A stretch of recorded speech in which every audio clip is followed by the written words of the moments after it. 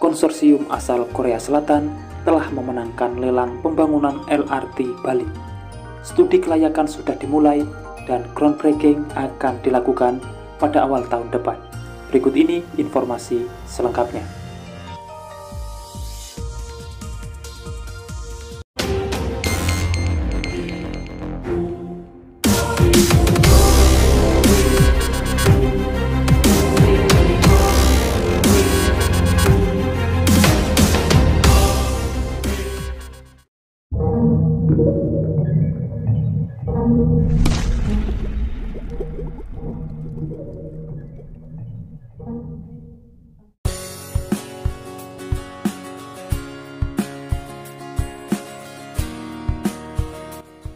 Kurangnya transportasi yang aman, nyaman, dan cepat membuat masyarakat Indonesia lebih memilih menggunakan kendaraan pribadi untuk keperluan mobilitas mereka sehari-hari. Masalah pun timbul, kemacetan merajalela. Pencemaran udara pun terjadi hasil dari gas emisi dari kendaraan. Kota menjadi tak sehat. Oleh karena itu, solusi dari semua itu adalah transportasi massal. Indonesia pun sudah memulai penggunaan transportasi massal untuk mengatasi kemacetan. Kini, penggunaan transportasi massal sudah menjadi suatu yang umum dan dianggap praktis dari sisi waktu dan murah bagi masyarakat yang tinggal di daerah urban selain emisi karbon bisa terkurangi. Bila mengacu keberadaan jenis moda transportasi masyarakat mengenai moda kereta rel listrik atau KRL, Mass Rapid Transit atau MRT, dan Light Rail Transit atau LRT, ketiganya memiliki perbedaan yang mendasar. Bila MRT merupakan moda yang beroperasi di bawah tanah dan KRL dengan jalur di atas permukaan tanah, sedangkan LRT menggunakan jalur khusus dan biasanya jalur layang, selain kapasitas penumpang yang diangkut lebih sedikit dibandingkan moda KA lainnya, selain kecepatannya maksimal hanya 90 km per jam. Di Jakarta, transportasi massal berbasis LRT mulai diperkenalkan pada 2016 dan beroperasi pada tahun 2019. Dalam perkembangan selanjutnya, LRT Jabodetabek kini sudah semakin meluas, mulai dari Bekasi dan Cibubur hingga Dukuh Atas, Jakarta.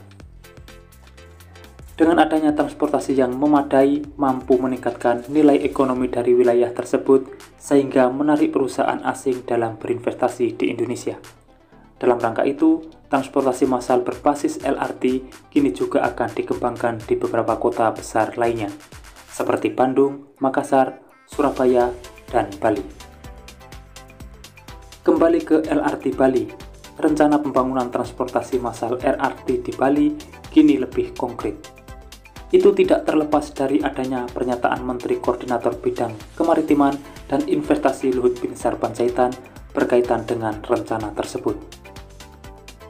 Menurutnya, pemerintah tengah mengakselerasi rencana pembangunan LRT Bali. Saat ini, pemerintah terus menggebut pengerjaan studi kelayakan LRT Bali yang sebelumnya terhenti karena pandemi COVID-19.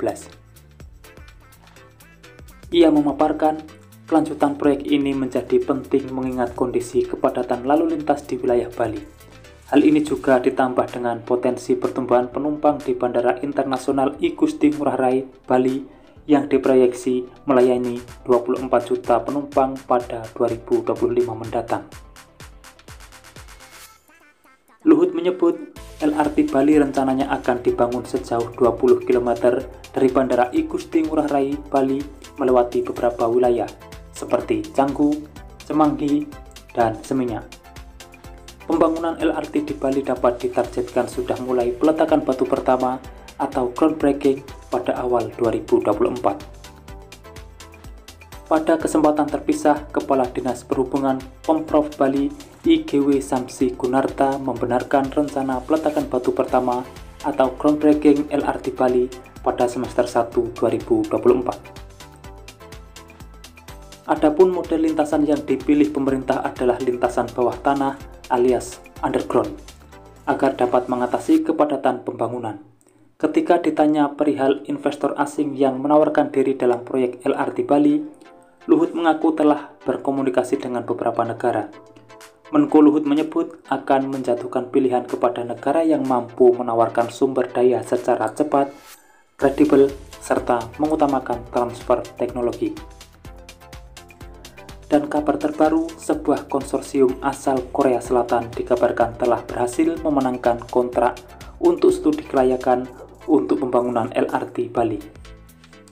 Kontrak tersebut dimenangkan oleh konsorsium yang terdiri atas Korea Railroad Corporation atau Korail, KRC Co. Ltd, Saman Co. Ltd, dan Dongmyeong Co. Ltd.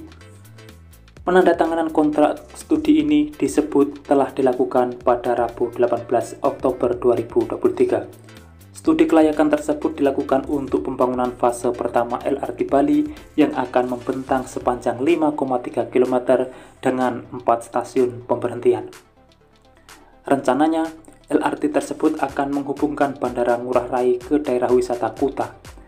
Studi tersebut akan dilakukan selama 10 bulan dimulai dari Oktober 2023 hingga Agustus 2024. Setelah proses kajian itu rampung, proyek ini akan dikerjakan dengan dukungan Economic Corporation Fund dan Economic Corporation Promotion Fund melalui perjanjian pinjaman antara pemerintah Korea Selatan dan Indonesia. Adapun pada awal tahun ini, pemerintah Indonesia telah meminta pemerintah Korea Selatan untuk mengkaji kelayakan untuk proyek LRT ini.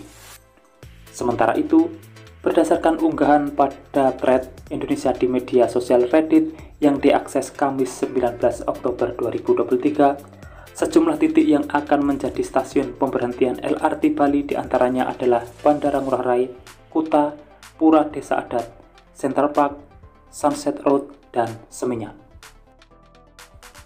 Presiden Jokowi sendiri telah memberikan instruksi mengenai penajaman studi pembangunan LRT di Pulau Dewata ini.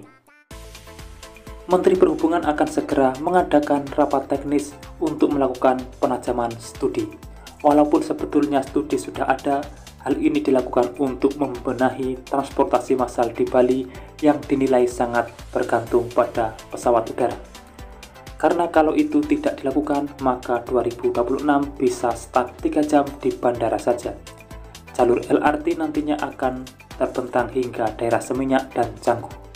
Adapun model lintasan yang dipilih pemerintah adalah lintasan bawah tanah atau underground, agar dapat mengatasi kepadatan pembangunan. Itulah informasi perkembangan tahapan pembangunan LRT Bali yang saat ini masuk studi kelayakan oleh pihak konsorsium asal Korea Selatan sebelum nanti benar-benar akan dibangun. Mari kita pantau terus perkembangan selanjutnya bersama-sama. Mungkin cukup sekian dari saya, dan saya mohon undur diri. Wassalamualaikum warahmatullahi wabarakatuh. Sampai bertemu di kabar menarik selanjutnya.